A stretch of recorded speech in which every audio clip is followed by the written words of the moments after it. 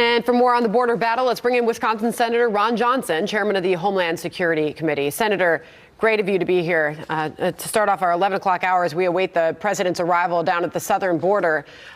Your thoughts as we have seen him back off those threats to completely shut down the border. He was talking outside the White House a few moments ago about the progress that Mexico is making on stemming this flow of migrants.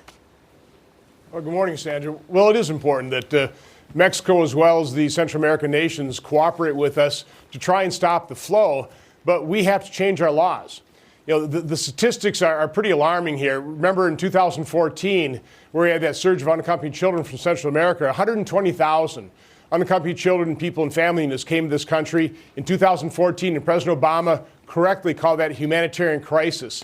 In less than the first 6 months of this year, the number is already over 240,000. We just got the last weekly numbers. So 240,000 versus 120. This is a growing problem, but it's growing because we have laws in our books that if you're an unaccompanied child from Central America or you come as a family unit, once you come into our country, say you have a credible fear of persecution, you're basically home for good. You have long-term residency. And so CBP, unfortunately, through no fault of their own, have been reduced to a mere speed bump on the path to long-term residency for unaccompanied children and people coming as families. So we have to change those laws.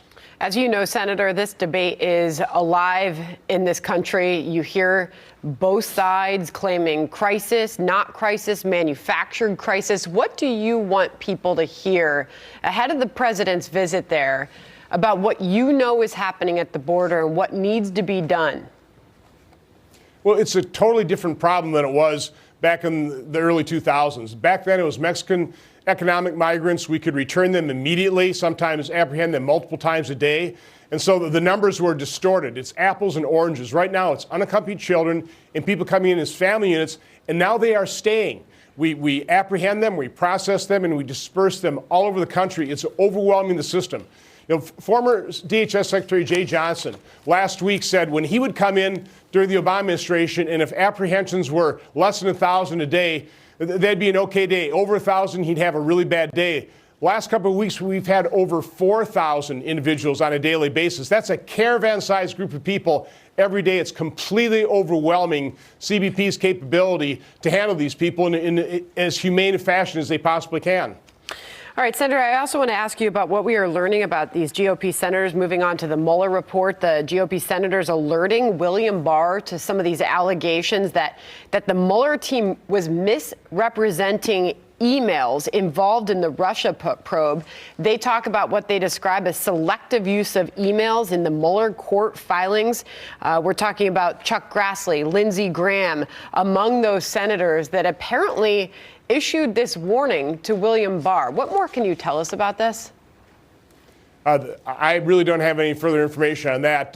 I do want to see as much information as possible from the Mueller report, but I also am very sensitive to the fact that you don't release grand jury testimony.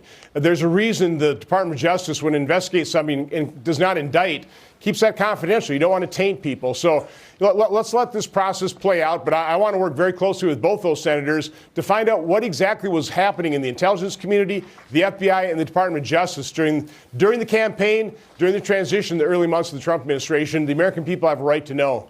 Got it. So the story is, and this is per our own reporting, Catherine Herridge, that the investigators involved had cherry-picked details from emails to include in court documents in this investigation, and they were urging him to review those materials. And the last on our reporting is that it's unclear if Barr ever reviewed the senator's letter. So that is the news there. But we hear you, Senator, and we thank you for coming on the program this morning. Have a great day. Thank you. You too.